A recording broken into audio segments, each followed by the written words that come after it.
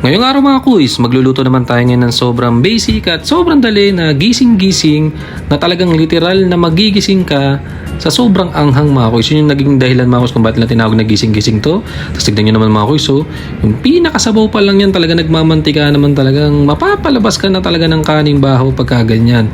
Sinimulan natin sa pagpiprito or pagigisa ng ating baboy. Bali, ginamit natin dito ay liempo. Palalabasin lang natin yung mantika niyan tapos igigisa lang natin ng mas hanggang sa mag-brown yan mga kuys. Kasi ito mga kuys yun, kaya tinawag siyang gising-gising kasi nga daw para yung bang pagka nakatimba ng ito dahil medyo manghang nga ito, magigising yung pinaka-taste bud mo. Tapos yan, medyo gaganahan ka talaga. Yung tipong kahit inaanto ka, pag nakatikim ka ng manghang, eh, kahit sino naman mga kuys talagang magigising ka.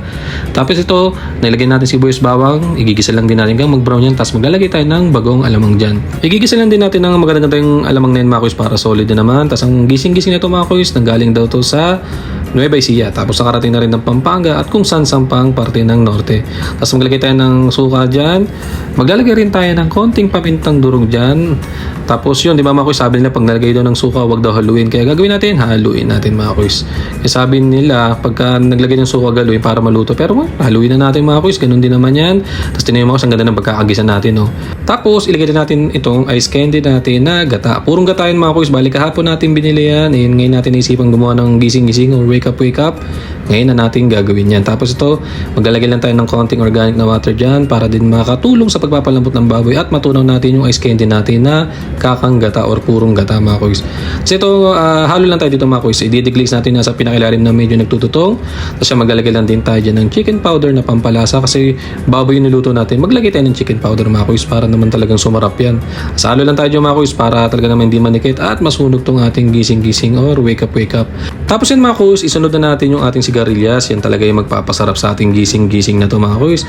Talagang napaka-fresh niyan mga kuys. Talagang bagong huli yung sigarilyas na yan. Tapos maglalagay ulit tayo ng isa pang ice candy na purong gata para naman talagang mas creaminess talaga tong gagawin natin na tong gising-gising na to. Ang sarap na ito mga kuys. Nakikita ko pa lang oh. Tignan nyo na mga kuys oh. Quality. Tapos hintay lang din natin matunaw yan. Mas maganda, mas mabilis ito mga kuys kung hindi talaga to frozen tong kakanggataan natin. Pero okay lang yan mga kuys. Sisipagan na lang natin sa paghalo. Nasa sa inyo naman mga kuys kung gusto nyo medyo may pagka makunat-kunat pa yung pinaka sigarilyas or pinaka half cook ba. Nasa inyo. Pero sa akin gusto ko medyo malambot-lapot ng konti. Tapos ito, ilalagay na natin yung magpapagising talaga dito mga kuys. Ito talagang siling semi pampapogi mga kuys. Hindi na tayo maglalagay dito ng talagang siling pampapogi na kulay pula kasi may mga kakain pa mga kuys na mga mahina dito sa bahay namin sa sili.